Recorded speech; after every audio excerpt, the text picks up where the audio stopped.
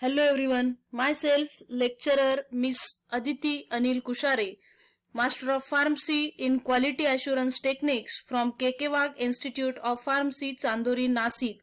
Today we are going to discuss about the topic Introduction to Suspension as a biphasic liquid dosage form from Pharmaceutics 2. In this Introduction to Suspension biphasic liquid dosage form, the topics to be covered are as follows. Introduction to suspension as a biphasic liquid dosage form, advantages of suspension, disadvantages of suspension, pharmaceutical applications of suspension, and classification of suspension.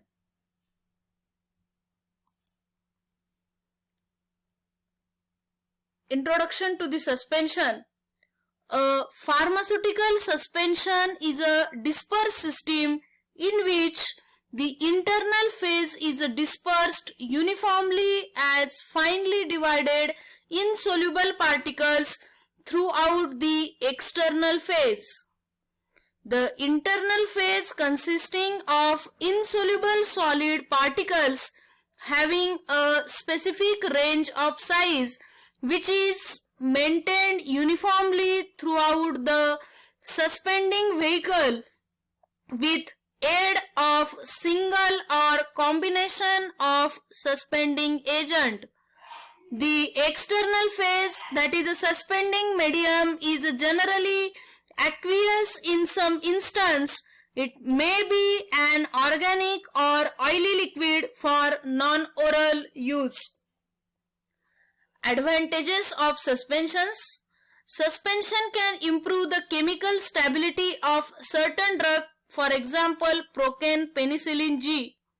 Drug in a suspension exhibits higher rate of bioavailability other than other dosage forms. Bioavailability is in the following order: solution having greater bioavailability as compared to suspension, suspension having greater bioavailability as compared to capsule, capsule having greater bioavailability as compared to compressed tablet, and compressed tablet having greater bioavailability as compared to coated tablet. Duration and onset of action can be controlled, for example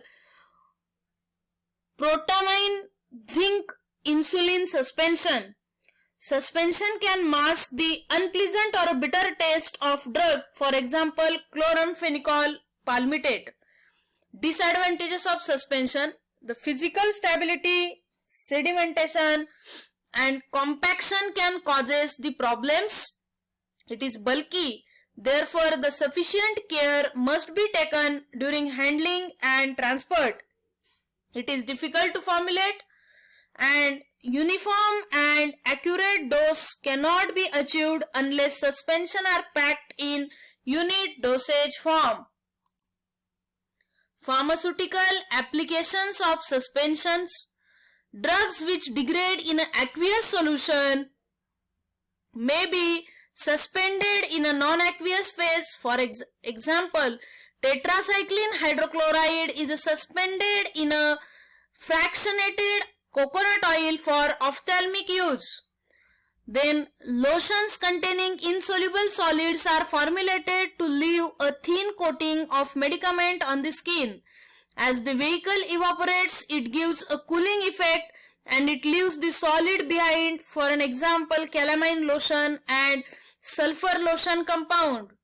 Then bulky insoluble powders can be formulated as a suspension so that they are easier to take, for example kaolin or chalk. Then last one, that is classification of suspension.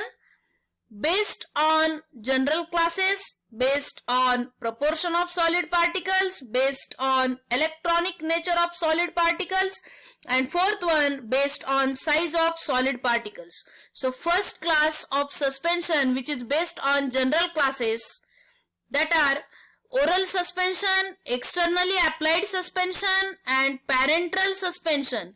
Second class of suspension based on proportion of solid particles in that dilute suspension which contain 2 to 10% weight by volume solid, and concentrated suspension which contain 50% weight by volume solid.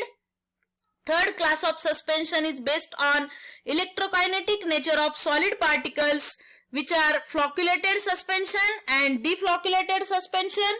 And last, fourth class of suspension is based on size of solid particles which are colloidal suspension, that is having less than 1 micron particle size, and core suspension which is having greater than 1 micron particle size, nano suspension which having 10 nanogram particle size.